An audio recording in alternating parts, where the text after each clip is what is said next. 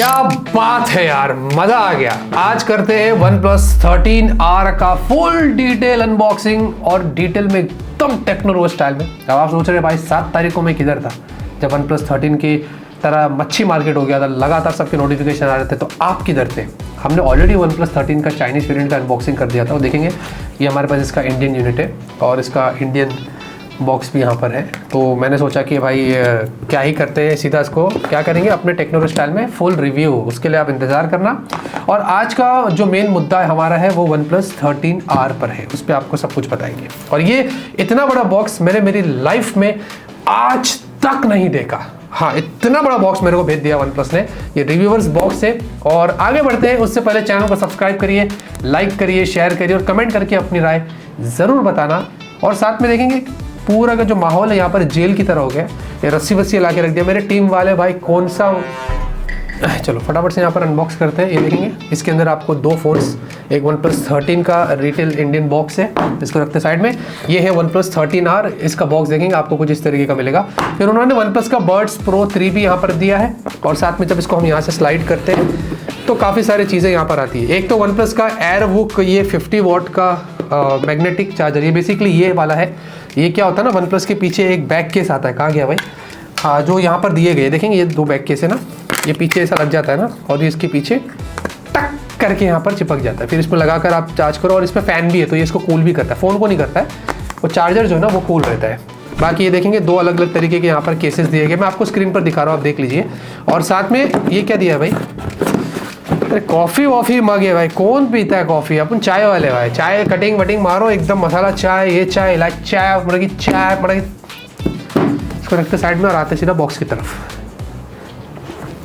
सारे काम ऑफिस में मेरे को ही करना पड़ता है। एनीवेज, ये देखेंगे इस तरीके का OnePlus 13R रिटेल बॉक्स को ओपन करते फ्रेश। आहा, ये देखेंगे साथ में सबसे पहले आपको मिलता है एक अच्छी क्वालिटी का बैक केस, टेक्सचर्ड दिया है, ऐसा लाइनिंग इफेक्ट यहाँ पर है, जो कि तो हल्का फुल्का लग रहा है, मतलब थोड़ा बेटर हो सकता था। एनीवेज, और साथ में आते हैं फ़ोन की तरफ।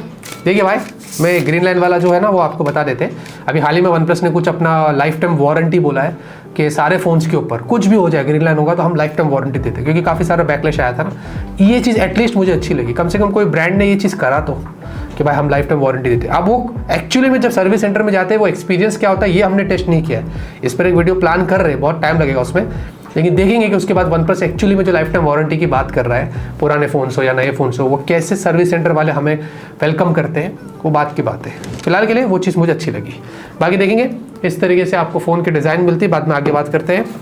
और साथ में आपको बॉक्स में क्या मिलता है, तो एक बढ़िया आपको रेड कलर के स्टाइल में टिपिकल OnePlus केबल दिया गया, लेकिन अनफॉर्चुनेटली ये type A to type C है। मैं एक्सपेक्ट कर रहा था type C to type C, SIM ejector pin, और आपको एक 80 वॉट का अडेप्टर दे दिया है बड़ा सा। ये देखेंगे 80 वॉट यहाँ पर मेंशन्ड है। जी हाँ, की तरफ डिजाइन और बिल्ड की बात करें तो पीछे आपको यहाँ पर ये पूरा फ्लैट फॉर्म फैक्टर में मिलता है। OnePlus 12R पीछे से भी कर्व था, आगे से भी कर्व था, लेकिन ये पीछे से भी पूरा फ्लैट हो चुका है। और साथ में जो कैमरा लेआउट है, इस पर यहाँ पर पहले एक ब्रैकेट हुआ करता था, अभी वो हटा दिया है सिर्फ उसको, लेकिन प्लेसमेंट वही सेम यहाँ पर लगी हुई उसी जगह पर है। और बाकी पीछे ये ग्लास बैक है, Gorilla Glass 7i की प्रोटेक्शन आपको मिलती है। विक्टस होता तो ज़्यादा अच्छा होता था। और फ्रेम्स आपको यहाँ पर एल्यूमिनियम के मिलते हैं, साथ में 8 mm की थिकनेस और 215 ग्राम्स का है। वेट इसका जब आप होल्ड करते हैं थोड़ा हैवी लगेगा, लेकिन थिकनेस यहाँ पर अच्छे से मेंटेन किया गया है। 2 कलर्स हैं, नेबुला और एस्ट्रल ट्रायल आपको मिलते हैं। इसमें भी देखेंगे तो यहाँ पर काफ़ी अच्छे इफेक्ट्स दिए गए हैं, मैट है तो उंगलियों के निशान यहाँ पर नहीं पड़ते, तो एक चीज़ यहाँ पर काफ़ी अच्छा है। और साथ में 3 माइक्स आपको दिए गए अलग अलग इसके अंदर, जो कि अच्छे से काम करते हैं। और डुअल नैनो सिम का आपको सपोर्ट दिया है, और साथ में डुअल स्पीकर से ओ रियलिटी ऑडियो का सपोर्ट दिया गया है। अंडर डिस्प्ले फिंगरप्रिंट स्कैनर है, लेकिन ये ऑप्टिकल है, अल्ट्रासोनिक नहीं है। IP65 है, मैं एक्सपेक्ट कर रहा था IP68 या इधर IP69।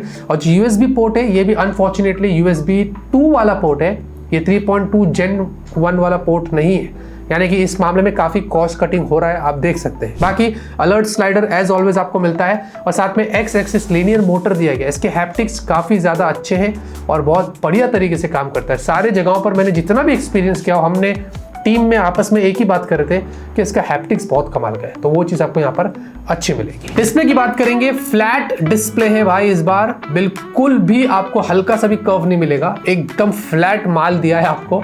और साथ में आपको जो बेजल्स है वो भी बहुत कम है, काफ़ी अच्छे से काम किया गया है। पंचोल भी छोटा है, स्क्रीन गार्ड भी लगा के दिया है और डिस्प्ले के ऊपर गोरिल्ला ग्लास 7i की प्रोटेक्शन मिलती है। यहाँ पर भी मैं विक्टस एक्सपेक्ट कर रहा था। वैसे ये 6.77 इंच की बड़ी डिस्प्ले है, 1.5 की रेजोल्यूशन और ये एक एमोलेड डिस्प्ले है, LTPO है जो कि अच्छी बात है। और साथ में आपको इसमें 120 हर्ट्ज की हाई रिफ्रेश रेट मिलती है। तो ओवरऑल स्मूथनेस यहाँ पर अच्छा है।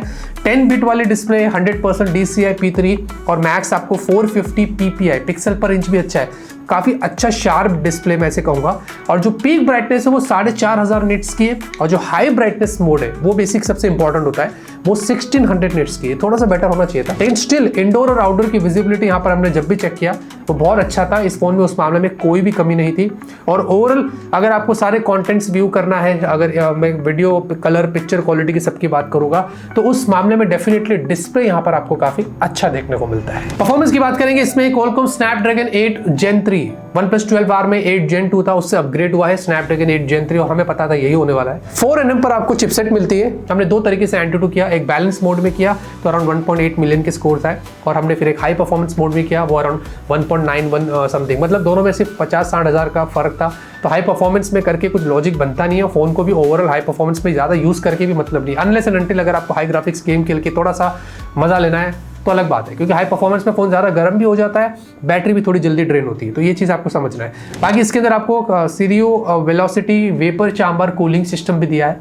ये OnePlus ने बोला है ऐसा कुछ नाम है हमारा, ऐसा कुछ हम काम कर रहे हैं, तो हम आपको उसके बारे में बता रहे हैं। तो उसके हिसाब से जब हमने इसको जब CPU थ्रॉटल किया तो हीट यहाँ पर अच्छा था, अराउंड 41 डिग्री सेल्सियस हुआ, तो ज़्यादा हीट नहीं हुआ। वैसे जब रिव्यू करेंगे तो डिटेल में बेंचमार्क करके पूरा हीट करेंगे, टेस्ट करेंगे, आपको बताएंगे। CPU स्कोर भी अराउंड 81%, जो कि अच्छा लगा मुझे, नॉट बैड। LPDDR5X UFS 4 के साथ आपको मिलता है। इसके जो स्कोर्स थे UFS के वो अच्छे थे, इसकी रीड राइट स्पीड भी काफ़ी अच्छी थी। गेमिंग की बात करें, BG में हमने यहाँ पर इसमें ट्राई किया, 120 FPS का सपोर्ट मिलता है, आप बढ़िया अच्छे से मजे ले सकते हैं यहाँ पर गेम का। और साथ में कॉल ऑफ ड्यूटी भी हमने टेस्ट किया तो मैक्स पर सेट करके खेल सकते हैं, यानी कि हाई ग्राफिक्स गेम्स डेफिनेटली ये फ्लैगशिप चिपसेट है, उस मामले में आपको कोई भी प्रॉब्लम नहीं होने वाली है। सॉफ्टवेयर के लिए Android 15 OxygenOS 15 डेफिनेटली मैं यही एक्सपेक्ट कर रहा था और वही हुआ। 4 साल की अपडेट्स आपको ब्रांड देगा और 6 साल के सिक्योरिटी पैचेस, ये भी बहुत अच्छा है। लेकिन अगर ब्लोटवेयर्स की बात करें तो इसमें कुछ प्री इंस्टॉल्ड ऐप्स हमने देखे थे, फेसबुक, लिंक्डइन जैसे, जो कि जनरली OnePlus के फोन्स में नहीं होते। लेकिन सरप्राइजिंगली साथ में हमने ऐप पिक्स देखा, इनका ऐप मार्केट भी है, जो कि हमने ये Oppo, Realme के फोन्स में वैसे सिमिलर देखा है। और एक ब्राउजर भी है जो कि मुझे लगता है कि पहले OnePlus के फोन्स में ये नहीं हुआ करते थे और ये अननेसेसरीली ऐड किया गया। और ये नंबर सीरीज ही तो काफ़ी महंगी रहती है, तो इस प्राइस रेंज पर तो वैसे देना ही नहीं चाहिए था और OnePlus के फोन्स में जनरली होती भी नहीं है। तो ये एक एक्सपीरियंस मुझे थोड़ा बेटर नहीं लगा इसका, ये थोड़ा OnePlus अगर इन चीज़ों को आगे चल के निकाल दे तो बेटर होगा। और साथ में गूगल डायलर दिया है, कॉल रिकॉर्डिंग करना है तो वो गूगल डायलर का सपोर्ट है। और कुछ AI फीचर्स की बात करें तो AI एडिटर है, आपको AI डिटेल बूस्ट, यानी कि थोड़ा डिटेल्स को बूस्ट करता है। AI इरेजर दिया है, AI अनब्लर है, फोटो को अगर ब्लर हो जाती है तो अनब्लर कर सकते हैं। रिफ्लेक्शन अगर रहता है तो उसको आप निकाल सकते हैं, ये भी एक फीचर दिया गया है। रिकॉर्डिंग समराइज्ड है, रिकॉर्डिंग को पूरी समराइज करता है। और एक नोट असिस्टेंट वाला भी फीचर आपको दिया गया। एक और फीचर था जो OnePlus ने बताया कि जब हम उनसे बात कर रहे थे, वो था लाइव ट्रांसलेट। बेसिकली वो जब रिकॉर्डिंग होती है वो on the spot instantly translate करता है। तो आप कोई भी मीटिंग में रहेगी, रिकॉर्ड कर रहे हैं या कुछ कर रहे हैं, इंस्टेंटली ट्रांसलेट करता है। लेकिन वो हमारे वाले फोन में नहीं था, हो सकता है अपडेट के जरिए वो हमें देखने को मिल जाए। बाकी आपको लाइव अलर्ट से, जैसे कि डायनामिक आइलैंड में आपको आईफोन्स में मिलता है, वैसे आपको लाइव अलर्ट का फीचर दिया है। और overall software experience definitely OxygenOS का है, वो आपको बढ़िया मिलेगा। कैमरे की बात करेंगे, 50 megapixel primary sensor, Sony LYT 700 वाला सेंसर है। मैं थोड़ा बेटर सेंसर एक्सपेक्ट कर रहा था, अगर IMX 900 सीरीज वाला सेंसर देते तो ज़्यादा अच्छा होता था। वैसे आपको OIS मिलता है और इसके अंदर Max 4 की वीडियो आप 60 FPS पे शूट कर सकते हैं। फिर 50 मेगापिक्सल का एक टेलीफोटो सेंसर है जिसमें 2 टाइम्स ऑप्टिकल है और मैक्स 20 टाइम्स डिजिटल है। वैसे डिजिटल कम है, मैं ज़्यादा एक्सपेक्ट कर रहा था, एटलीस्ट 50 या 60 भी होता तो बहुत ज़्यादा अच्छा होता था। और साथ में इसके फोटोज़ भी देखेंगे, जूम फोटोज़ भी अच्छे हैं, नॉट बैड, इतने बुरे नहीं है।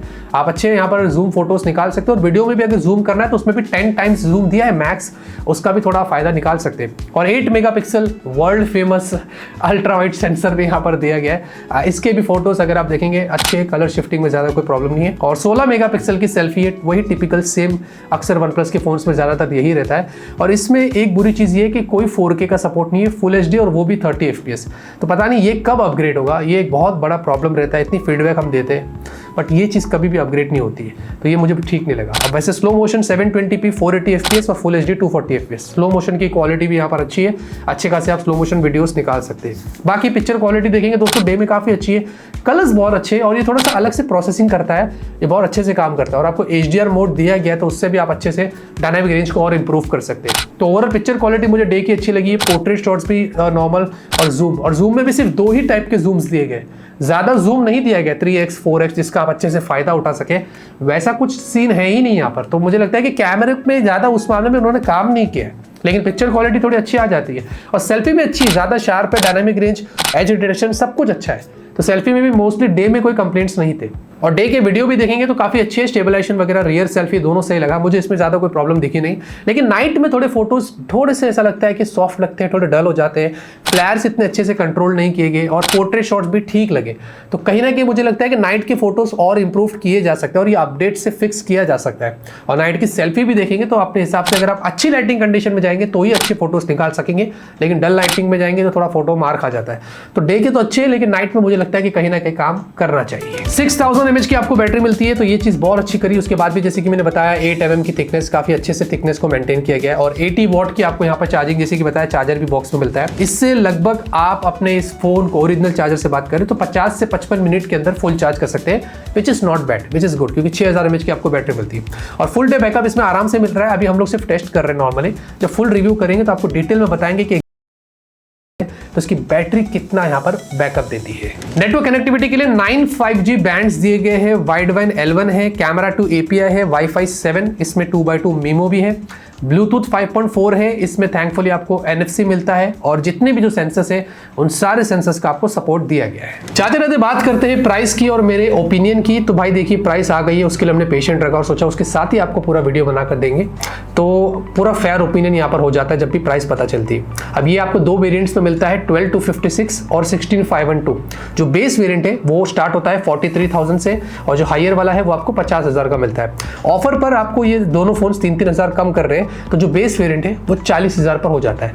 अब 40,000 पर अगर आप देखो कि OnePlus 11R 12R same price पर लॉन्च हुए थे, लेकिन उनमें 8/128 वेरिएंट हमें बेस देखने को मिला था। इस बार OnePlus ने बड़ा फीडबैक लिया, 8/128 को एलिमिनेट किया और सीधा 12-256 को बेस कर दिया। सिर्फ OnePlus ही नहीं, सारी ब्रांड को अगर 40,000 के ऊपर कोई फोन सेल कर रही है तो 12-256 को बेस कर ही देना चाहिए। अब अगर इस प्राइस पर आप मुझसे पूछे 40,000 की बात करते हैं तो क्या ये फोन अच्छा है, लेने जैसा है, तो यस डेफिनेटली। और मैं इसको एक फ्लैगशिप किलर भी बोल सकता हूँ क्योंकि स्नैपड्रैगन 8 Gen 3 है, इस बार फ्लैट फॉर्म फैक्टर में तो शायद लोगों को पसंद आ जाए। बड़ी बैटरी है, टेलीफोटो सेंसर है और आपको लॉन्गर अपडेट्स भी दे रहा है। और साथ में हाँ, जो भी कमियां थी वो भी बता दिया कि कैमरे में नाइट में थोड़े इंप्रूवमेंट्स चाहिए, सॉफ्टवेयर में अगर फालतू के और कुछ ऐसे ऐप्स वगैरह ना डाले तो ज़्यादा अच्छा है। और कुछ चीज़ें हैं जैसे कि IP रेटिंग्स बेटर होनी चाहिए थी, USB पोर्ट भी थोड़ा अपग्रेड होना चाहिए था। तो ये सारी चीज़ें मैंने ऑलरेडी क्लियर कर दिया हूँ। बस बात यहाँ पर ये है कि देखते हैं कि इस बार ग्रीन लाइन का क्या मामला है और ये सारे ऑफर जो OnePlus ने दिया है, 180 डेज का रिप्लेसमेंट दिया है। अगर आप 13 फरवरी के पहले परचेस करते तो आपको रिप्लेसमेंट का भी कुछ अगर इशू होता है हार्डवेयर में तो वो भी दे देंगे कंप्लीट, साथ में ग्रीन लाइन वारंटी दे दिया लाइफ टाइम। तो ये सारी चीज़ें अगर उस पर काम करते हैं तो अच्छा है, वो तो आगे पता चलेगा। लेकिन फिलहाल के लिए ये चीज़ उन्होंने किया है, इसके लिए भी हम उनको अप्रिशिएट करते हैं कि एटलीस्ट उन्होंने कोशिश की अपना ट्रस्ट को गेन करने की। बाकी पूरा रिव्यू आ रहा है, उसके लिए आप बने रहना, फिर डिसाइड करना। ये है OnePlus 13, इसका रिव्यू OnePlus 13R के पहले आ जाएगा, तो इसमें भी अगर आपको कुछ डिसीजन लेना है तो वो वीडियो देख के आप जरूर डिसाइड करना। लाइक करिए, सपोर्ट करिए, सब्सक्राइब करिए। तब तक के लिए ऑलवेज कीप स्माइलिंग।